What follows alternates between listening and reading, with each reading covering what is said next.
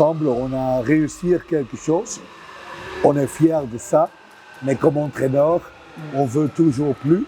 Et pour moi, naturellement, 6e de dernière CAN, le quart final, qualifié en 2e fois, c'est fantastique.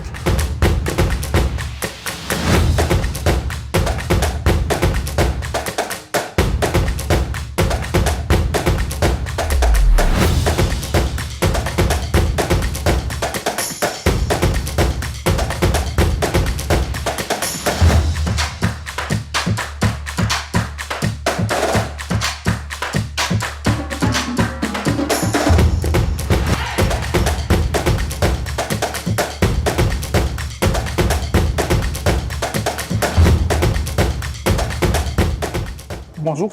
Bonjour. Vous êtes sélectionneur de l'équipe nationale de football de la Gambie depuis 2018. Une participation à la CAN en 2021 aussi, vous allez participer à la prochaine CAN.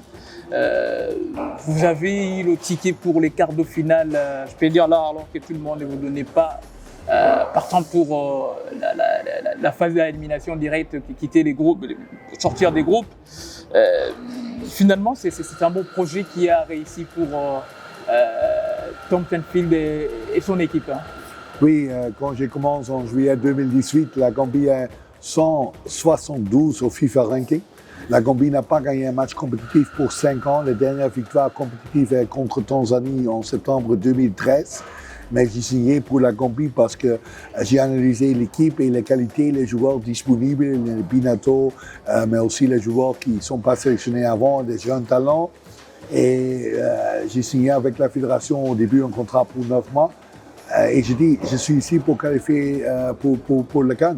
La fédération a pensé, oh, c'est pas possible, on n'est pas jamais qualifié, on n'a pas gagné un match pour 5 ans. Mais j'ai toute la confiance dans les qualités des joueurs.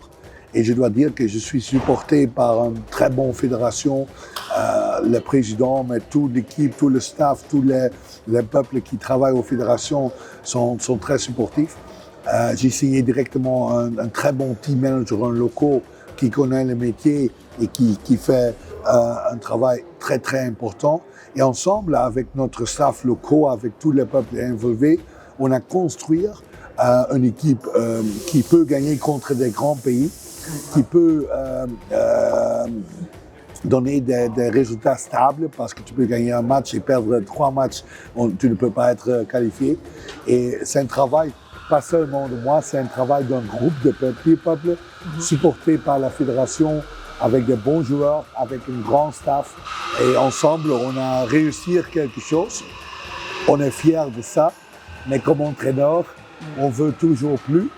Et pour moi, naturellement, 6e de dernière CAN, le quart final, qualifié en 2e fois, c'est fantastique. Mais confirmer encore une fois, ça va être très difficile parce qu'on est limité. Il y a seulement 2 millions de peuples au Gambie. On est un pays pauvre. Salaire d'un professionnel au Gambie, un joueur professionnel, est $30 par mois.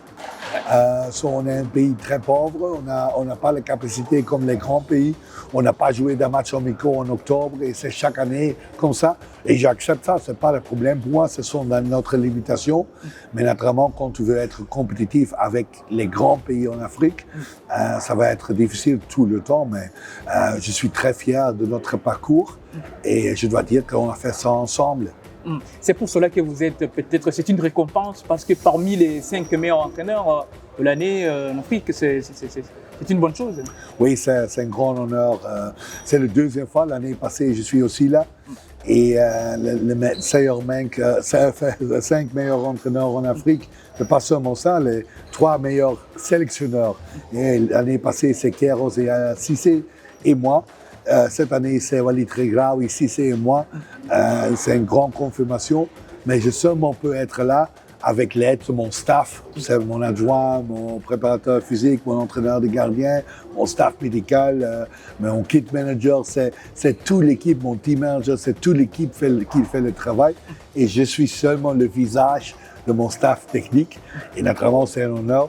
Mais sa nomination, 2e fois, c'est une nomination pour tout mon staff. Quel est le secret de Tom Tenfield? Parce que là, il irait ici, voilà, depuis 2018, vous avez évoqué tout ce parcours, la Gambie ou la place qu'elle occupe maintenant, la place aussi qu'elle occupe actuellement.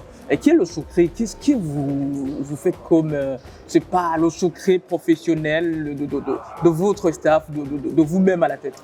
Oui, je dois dire que pour moi, je ne suis pas un entraîneur comme beaucoup des autres. Quand je suis un jeune entraîneur, j'ai commencé comme entraîneur à l'âge de 24, comme chef entraîneur d'une première équipe avec l'âge de 24 ans en Belgique. Et j'ai toujours le rêve d'être sélectionneur en Afrique. Le temps là, c'est en 95, 96. J'ai acheté l'Afrique Football, c'est un magazine en Europe. Ça n'existe pas maintenant, mais je lis toujours des entraîneurs, des fédérations comme ça, et c'est toujours un rêve pour moi de travailler en Afrique. Et en 2008, j'ai reçu l'occasion de travailler avec Namibie pour la première fois. Je suis 35 ans là-bas, dans le temps-là, et on a reçu directement des bons résultats. Après, je prends un peu de mauvais choix de partir au Namibie, travailler très court avec Zimbabwe, très bon travail avec Éthiopie, match nul contre Nigeria dans les qualifications, gagné contre Madagascar, mais seulement des contrats courts parce que la fédération n'a pas de financiers pour signer longtemps. Et maintenant, je suis plus relax, plus stable. Je suis arrivé dans une fédération qui me laisse travailler avec un bon groupe de peuples. Je peux dire que je connais la mentalité en Afrique. Je suis né avec une femme africaine. On a une petite fille de 7 ans qui connaît l'Afrique, qui a habité avec nous en Afrique. Je suis aussi évolué comme entraîneur. Je ne suis pas le même entraîneur que 25 ans passés ou 15 ans passés. Et je veux toujours développer comme entraîneur. C'est le job d'un entraîneur, de comprendre les cultures, d'accepter les points faibles, d'accepter les limitations et de travailler avec tout est possible, pas toujours de donner des excuses. Naturellement, pas toutes les choses sont parfaites. Mais comme entraîneur en Afrique, tu dois créer des occasions pour faire le maximal avec toutes les choses qui sont disponibles. Et je suis un people manager qui peut travailler avec des peuples, qui respectent les peuples, qui travaillent ensemble parce que c'est pas moi, c'est nous qui donnent des bons résultats ensemble avec tous les peuples dans mon staff, avec tous les joueurs, avec toute la fédération. Et c'est une évaluation comme entraîneur. Et naturellement, je pense tactiquement, j'ai aussi de connaissances parce que comme sélectionneur, tu n'as pas beaucoup de temps pour travailler physiquement. Les joueurs sont professionnels en Europe. Techniquement, tu ne peux pas changer les joueurs, mais tactiquement et psychologiquement, c'est très important comme sélectionneur et je pense que ce sont aussi mes qualités. Ici en Tanzanie aussi, vous avez l'expérience parce que vous aviez entraîné Young Africans avec une coupe de la CECAFA Kagame Cup, mais ça n'a pas duré avec Yanga. Non, j'ai signé en juin 2012. J'ai fait 16 matchs avec Yanga. J'ai gagné 13. Un match nul et 2 matchs perdus. Un match contre le club du Burundi au Vitao. Vitao, on a perdu dans la phase du groupe de Sikafa, Ouais. C'est un des 2 matchs qu'on a perdu. Mais on a gagné la coupe de Sikafa. Voilà. C'est la dernière fois que Yanga a gagné la coupe de Sekafa, le Kagame Cup, le temps-là, en 2012. Et je suis fier de ça parce qu'on a fait un bon travail. Mais quand j'ai signé au Yanga, il n'y a pas un président. Je suis signé avec le CEO Célestine qui a après travaillé avec la fédération tanzanienne. Et après un mois, un nouveau président à venir et ça n'a pas marché bien entre nous. Manji, et après 2 mois et demi, je suis démissionné ici avec 13 victoires, un match nul et 2 défaites en tout. Ce ne sont pas des mauvais résultats, mais c'est le football et c'est une bonne expérience et j'ai un bon sentiment au Tanzanie. Et quand j'ai de retour ici, beaucoup de peuples parlent de moi, demandent les photos et il y a beaucoup de respect pour mon travail. Et c'est une phase dans mon carrière et ça a aidé dans mon carrière. Tom est belge, mais pas encore en Afrique, je peux dire des Grands Lacs, alors qu'on sait très bien l'histoire qui lie les pays des Grands Lacs et la Belgique et l'ancienne puissance coloniale. Est-ce que ça veut dire qu'il n'y a pas encore eu l'opportunité d'un pays, le Rwanda, le Burundi ou la RDC, pas encore contacté Tom Saintfield? Il n'y a pas eu jamais de contact? Non, l'année passée, j'ai reçu une très grande offre du RD Congo. On a gagné contre RD Congo, on a qualifié avant Gabon, RD Congo et Angola pour notre première CAN. On a gagné ce groupe. Et après ça, RD Congo m'a contacté et a fait une très grande offre. Mais je n'accepte pas parce que je veux aller avec Gambie au CAN. Parce que je dois signer directement avec Congo et après Congo a choisi pour Hector Coubert, mais au début Congo veut signer moi. Avec Rwanda, j'ai parlé plusieurs fois, mais jamais reçu l'occasion, parce que pour moi Rwanda c'est aussi un pays fantastique pour vivre, très, très moderne et aussi avec des qualités professionnelles. J'ai travaillé avec Aruna Niyonzima au Yanga. Avec Burundi, je n'ai jamais parlé. Mais naturellement, j'ai travaillé avec Didier Kavumbara. J'ai signé lui au Yanga le temps là. C'est moi qui dis je veux Didier dans mon équipe. Et maintenant, l'équipe du Burundi a toutes les qualités pour qualifier pour les grands tournois. Il y a les joueurs locaux, les joueurs qui jouent ici au CECAFA avec des clubs au Tanzanie, des autres pays de ce côté. Mais naturellement, il y a des joueurs qui jouent en Europe, qui sont nés en Europe. Et ça donne un extra sentiment fort dans l'équipe. C'est un mix des joueurs avec peu de différentes cultures football. Et le Burundi est plus fort, mais c'est vrai. J'ai jamais reçu une offre du Rwanda et du Burundi. Le RD Congo a fait 2 ans passés après la qualification pour le premier CAN. RD Congo a fait. Et naturellement, je comprends l'histoire de la Belgique et c'est vraiment pas acceptable, c'est dommage, mais c'est plus de 150 années, c'est pas nous qui est responsable pour ça. Je pense que les jeunes peuples en Belgique n'acceptent pas l'histoire de la Belgique et c'est cruel et c'est pas bon, mais on est dans un monde moderne, on est dans un monde multiculturel.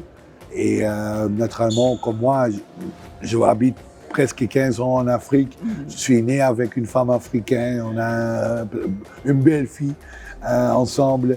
Et ça ne dit plus que l'histoire du cruel de la Belgique, je pense.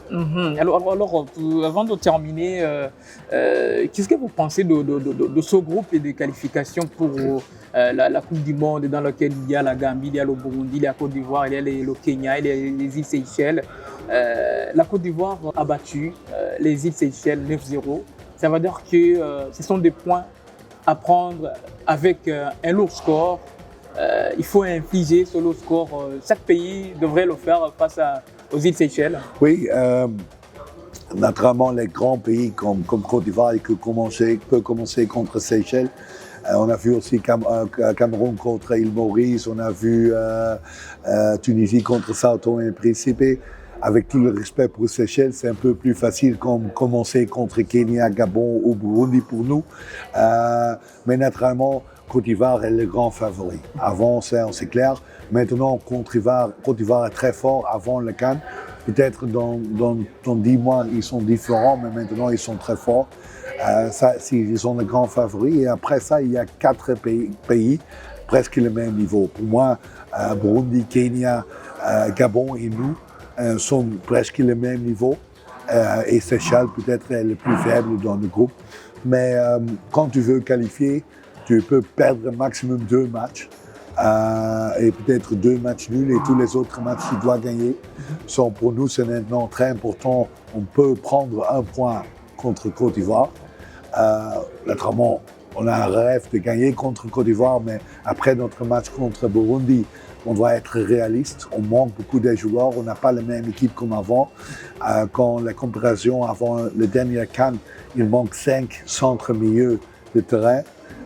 Il y a des joueurs qui sont arrêtés le football, il y a des joueurs qui sont blessés, il y a des joueurs qui n'ont pas un club. c'est un grand problème pour nous. On n'a pas le même niveau comme avant. Mais prendre un point contre Côte d'Ivoire, ça peut aider. Après, en juin et en 2025, on doit être préparé pour gagner des matchs contre Kenya, gagner minimum un match contre Gabon. Normalement, à domicile, on doit nécessairement gagner contre vous, Burundi. Et après, on va voir qu'on peut prendre encore un point contre Côte d'Ivoire. Tout est possible. Mais Côte d'Ivoire est très, très fort pour le moment. Ils sont les grands favoris. Et on doit respecter ça, mais tout est possible. Côte d'Ivoire peut jouer aussi un mauvais match, peut-être perdre contre vous, contre Gabon, contre Kenya ou contre nous. Et dans une phase de groupe, dans 2 ans, il peut y avoir beaucoup de changements, de nouveaux joueurs, des blessures. Tout est possible, mais Côte d'Ivoire est le grand favori. Dernière question, Tom Saintfield, est-ce qu'un jour, il se voit à la tête des Diables Rouges de la Belgique? De la Belgique, l'année passée, je suis un des candidats. Je suis mentionné par les journalistes belges parce que dans les awards pour entraîneur, les trophées de l'entraîneur de l'année, je suis 3e en Belgique.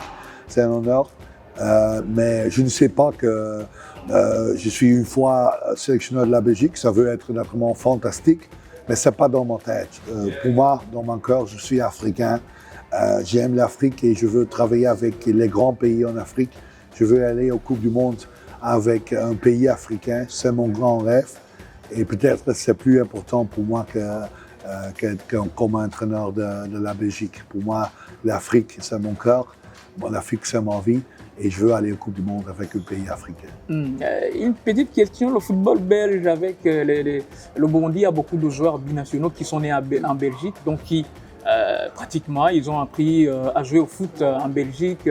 Est-ce que auriez-vous déjà de l'actualité ou bien connaissance de ces joueurs avant d'affronter le Burundi, avant le match là que vous avez perdu face au Burundi? Oui, on a analysé toute l'équipe et on a c'est naturellement l'histoire des joueurs. Je connais un peu Marco et on est impressionné par Jordi, qui est un jeune joueur qui seulement joué en 3e division en Belgique. J'ai parlé avec Jordi avant le match au aéroport et je dis tu dois jouer plus haut, tu es un joueur fantastique. Pour moi, il y a pas seulement les joueurs qui sont nés en Belgique, mais la Burundi a une équipe pour être compétitif avec chaque pays. Et naturellement, plusieurs fois, c'est un avantage pour un joueur qui est né en Europe avec un bon développement. On commence avec l'âge de 4, 5, 6 ans dans un club avec des développements professionnels, avec des joueurs licenciés. Et la Burundi a de très bons joueurs. Pas seulement nés en Europe, pas seulement nés en Belgique, mais clairement, on a analysé les joueurs et on a perdu contre ces équipes et ça dit tout. On n'a pas joué le meilleur match, mais la victoire, c'est une victoire de qualité du Burundi et tout respect pour les joueurs et le staff et tous les peuples au Burundi. Merci beaucoup, monsieur l'entraîneur. Vous êtes bienvenus.